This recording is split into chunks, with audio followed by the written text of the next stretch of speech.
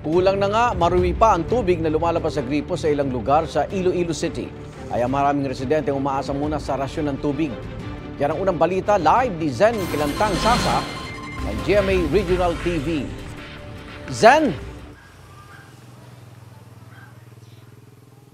Igan, tiis-tiis at tipid-tipid muna sa paggamit ng tubig ang ilang mga residente dito sa Iloilo City dahil nananatiling mahina ang pressure ng kanilang water supply. Sa Barangay Aguinaldo, La Paz, mahaba pa rin ang pila ng mga residenteng kumukuha ng tubig sa static tank mula sa rasyong tubig ng Iloilo City LGU. Ito ay dahil hindi pa rin sapat ang tubig na lumalabas sa gripo ng Metro Pacific Iloilo Water. Suyop siguro sa motor, bala sir, lubog-lubog. Do milk tea, iya color.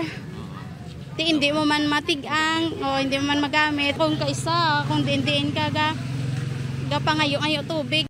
Ayon kay Barangay Kagawad Jaime, nag-request sila ng 4,000 liters na tubig sa LGU dahil naaawa na sila sa mga residenteng apektado ng mahinang supply ng tubig. Request ni Cap nga dapat kaduwa gid mag-deliver ang kay hindi maka-sustainer ang isa lang ka amo ni balang tubigan. Pagtubod kay kapon sa tubig ng as in nga daw brown gid ya. Apektado pa rin ang ilang negosyo gaya na lang ng karenderyang ito. Mahina raw ang kita dahil kinakailangan pa nilang bumili ng dagdag na tubig. Ako lang gid yo, gid mo kami sa bungway gid kon way gid tubig na kontrol lang namon paggamit . Paliwanag naman ng MPIW, nagmula sa lumang linya ng kanilang pipes ang maruming tubig.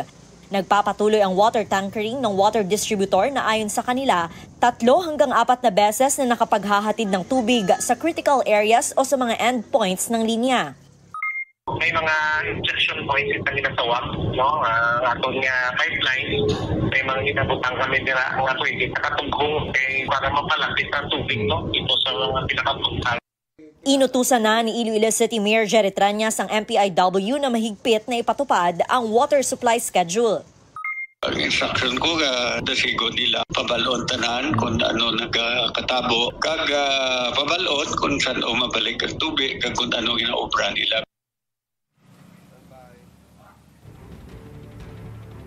Igan, mula kahapon nagpapatupad ng panibagong water supply schedule ang MPIW sa ilang service areas sa Metro Iloilo. Maaari naman daw mapaaga ang pagbabalik normal ng supply ng mga consumer dahil inanunsyo na ng MPIW na posibleng matapos ang maintenance activities ng bulk water supplier bukas, October 19.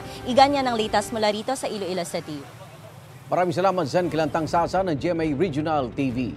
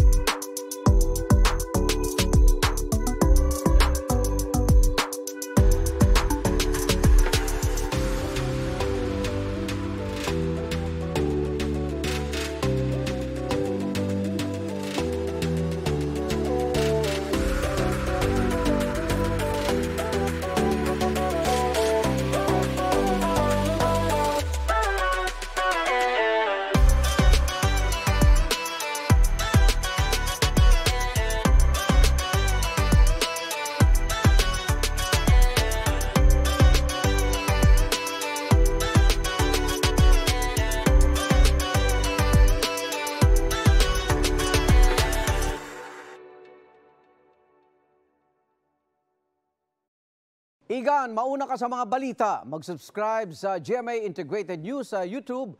Sa mga kapuso abroad, subaybayan nyo kami sa GMA Pinoy TV at sa www.gmanews.tv.